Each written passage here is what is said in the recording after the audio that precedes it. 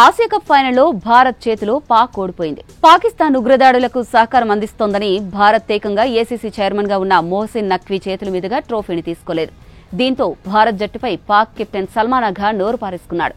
Cricket ను team India అగౌరవపరిచిందని వ్యాఖ్యానించాడు.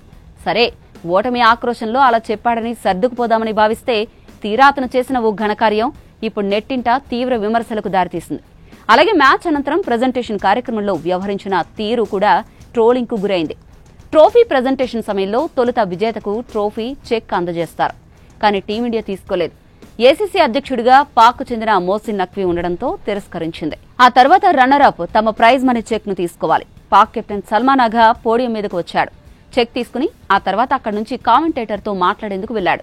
ఇక్కడే సల్మాన్ అఘా ప్రవర్తించిన తీరు విమర్శలకు గురైంది. సాధారణంగా డమ్మీ చెక్ ను తీసుకున్నాక పక్కన ఉన్న వారికి లేదా తమతో పాటు తీసుకెళ్లడం చేస్తారు. అలా కుదరకపోతే కనీసం దాన్ని ఓ పక్కన పెడతారు. సల్మాన్ మాత్రం దాన్ని విసిరేశాడు, దూరంగా విసిరాడు. భారత్ క్రీడా స్ఫూర్తికి విరుద్ధంగా వ్యవహరించిందని వ్యాఖ్యానించిన సల్మాన్ ఇలా చేయడం సరైనదేనా అంటూ నెటిజన్లు ప్రశ్నల వర్షం కురిపిస్తున్నారు. ఫైనల్ తర్వాత నిర్వహించిన ప్రెస్ కాన్ఫరెన్స్ లో భారత సారథి సూర్యకుమార్ యాదవ్ తన మ్యాచ్ల ఫీజును భారత ఆర్మీకి ఇస్తున్నట్లు ప్రకటించిన సంగతి తెలిసిందే. ఇప్పుడు పాక్ కెప్టెన్ సల్మాన్ అఘా కూడా అదే బాట పట్టాడు. కానీ అతడు ఎవరికిచ్చాడు అనేది తెలిస్తే ఆశ్చర్యం కలకమానదు.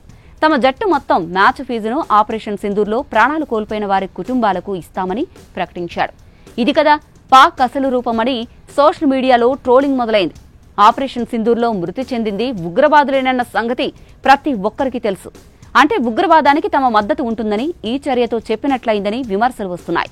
సూపర్ 4లో హారిస్ రావు ఫ్లైట్ హావభావాలు చేయడంతో మ్యాచ్ ఫీజులో జరిమానా ఎదుర్కొన్నాడు.